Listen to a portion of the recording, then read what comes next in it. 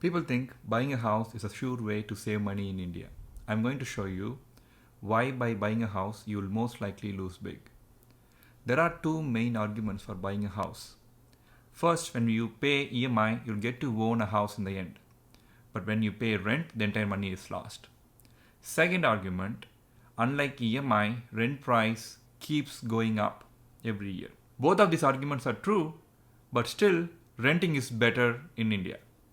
For many, the choice is between renting a house versus renting money. In other words, taking out a mortgage. To know whether buying is a better option, we need to consider two important factors. First is rental yield, second one is house price appreciation. In India, yearly rental price is roughly 2.2% of the house price. But we pay 9% mortgage interest. If you see, rent price is not even enough to cover the mortgage interest, let alone covering the entire EMI. Just like rent, mortgage interest is also not recoverable. The second component is house price appreciation. Do we have reliable data to know about house price appreciation in India? The answer is yes. Government of India through National Housing Bank created an index called Residex. It tracks how house prices change over time. The underlying data is based on assessment done by banks while initiating mortgages. So it's more reliable than registered prices. Between 2013 and 2019, the average house price appreciation is not even 4% in India. What do we have so far? We have 2.2% rental yield and 4% house price appreciation. If you account for maintenance and property taxes at 1.5% a year, in net we get 4.7% returns. So by buying a house, we get less than 5% returns. But we need to pay 9% interest to a mortgage loan. Would we invest in a business that gets less than 5% returns by borrowing money for 9% interest? I hope not. So clearly, buying a house for the purpose of renting out is not a good option.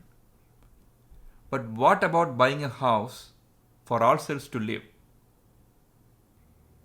Sadly, we lose big even in that case. If you buy a house for 75 lakhs instead of renting a similar house, in 20 years, the loss is going to be more than 1 crore. Let's look into details. When buying 75 lakhs house, we pay 15 lakhs as down payment. If we assume 9% as mortgage interest, the EMI is going to be 54,000 a month. If we assume house price appreciates by 6% year on year, in 20 years time, the house will be worth 2.25 crores. Let's look at rental side. If you are renting a similar house, the rent is going to be nearly 14,000 a month. If we assume 6% rental price increase year on year, in 20 years time, rent price alone will be 45,000 a month. But here is a catch. If we continue to live in a rental home and invest the down payment and the difference between EMI and the rent for 20 years, we would have saved 3.3 crores. So, by continue to living in rental home and investing, we gain more than 1 crore. If you have observed, I assumed house price appreciation at 6% instead of 4% we saw earlier from Residex data. Because recent years are not representative years for real estate. Then why did I stop at 6%? We have 120 years of data across the world to know how house prices changed. From that data, we can see that the real price appreciation is at 1%. If we assume inflation at 5% in India, we will get 6% appreciation.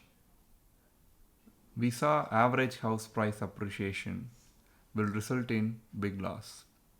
In other words, more people would lose money by buying a house.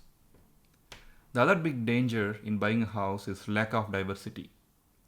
If the same 75 lakhs house appreciates only at 4%, the loss is going to be 1.8 crores in 20 years. If it grows at 8.5%, the loss is zero. So it's very volatile and risky. In Netherlands, there was an interesting event. It's known as tulip mania. Prices of tulip flowers kept going up every year. Seeing this, many people invested in tulips. Prices went up even further.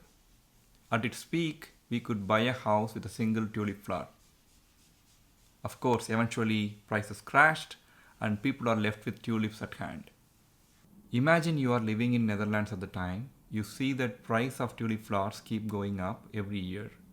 Would you have invested? How to save ourselves from getting caught in similar financial bubbles? The answer is the awareness of what supports the price of an asset. In case of a house, it's just the potential rental income. When the rental yield becomes smaller and smaller, we are in a bubble. Compare this with other countries, where the rental income is enough to cover the entire mortgage interest, in some cases the entire EMI.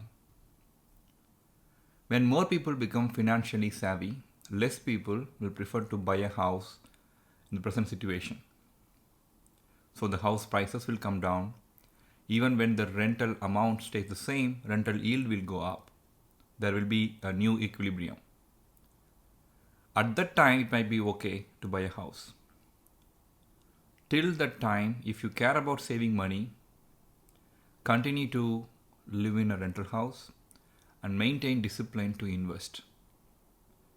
Don't be holding tulips in the end.